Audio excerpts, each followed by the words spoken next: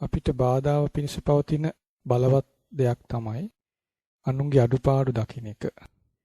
අඩුපාඩු දකින්න එක නෙවෙයි ඇත්තෙම බාධාව. අඩුපාඩු දැකලා ඒ ඔස්සේ අමනාප හිතක් හදා ගැනීම තමයි භයානක.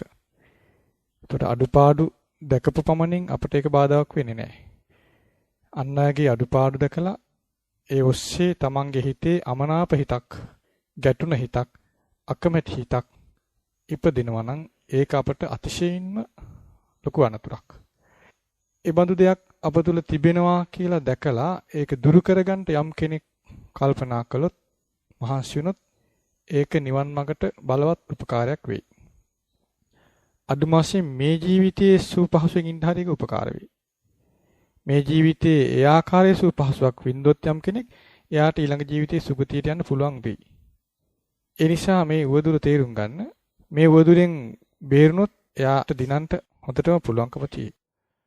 මොකද අපිට අමාරු දෙයක් ඒක. අපේ හිත තමා හරි කියන අදහසේමයි ඉන්නේ. තමන් හරි අනුන් වැරදි කියන අදහසේ ඉන්නේ. ආන් ඒක බැහැර කරලා තමාගේ තියෙන අඩුපාඩු මොනවද කියලා සොයා බලමින් ඒවා නිවැරදි කරගන්න කල්පනා කරන්න ඕන. අන් අය කෙරෙහි අනුකම්පාව උපදව ගන්න ඕන. අන් අය කෙරෙහි කරුණාව, මෛත්‍රී ආදී හැඟීම් උපදව ගන්න ඕන. විශේෂයෙන් කරුණාව උපදව ගත්තොත් තව කෙනෙකුගේ අඩුපාඩුවක් දැකලා ඒ ඔස්සේ අපි අමනාපය ඇති කරගන්නේ නැහැ.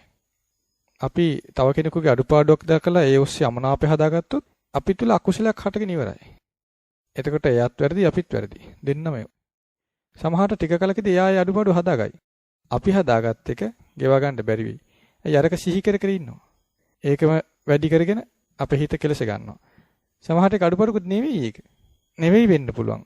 අපි හිතලා ඒ ගැන අපේ හිත කෙලසගෙන. ඒ නිසා අපි තම තමන්ගේ හිත පිරිසිදු කරගන්න කැමති අය විදිහට අන් අයගේ අඩුපාඩු දැකලා ඒ ඔස්සේ හිතේ අමනාපකම, අකමැත්ත, අප්‍රසාදය උපදව ගන්න එපා. ගැටුණ සිත හදා ගන්න එපා.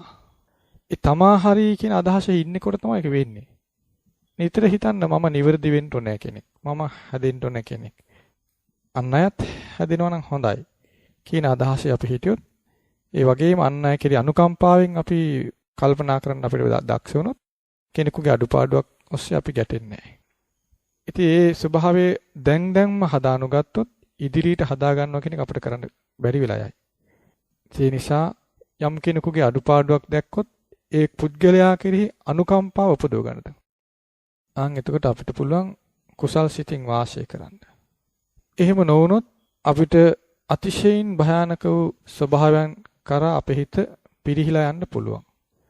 අපිට ඊටාම යහපත කරන කෙනාගේ වුණත් අඩුපාඩු දැකලා ඒ ඔස්සේ අපි ගැටෙන හිත් හදාගෙන අපිට විනාශය උපදව ගන්න අය බවට අපිපත් වෙන්න ඉඩ තියෙනවා. ඒ බඳු ස්වභාවයක් මේ හිතේ තියෙනවා.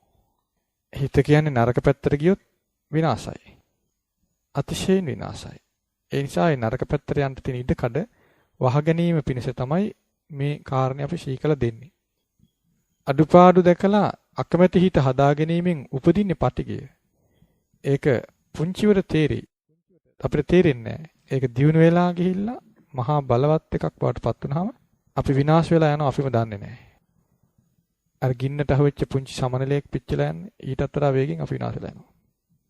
ඒ නිසා මේ භයානක උවදුර තම තමා තුළ තිබෙන බව තම තමන් තේරුම් අරගෙන ඒකෙන් නිදහස් වෙන්න කැමති වෙන්න. පිරිසක් එක්ක ඉනකොට එකල යුතු එකක්. පිරිසක් එක්ක ඉන්නකොට පෙනේ ඕන තරම් එකිනෙකාගේ අදකුද පෙනේ.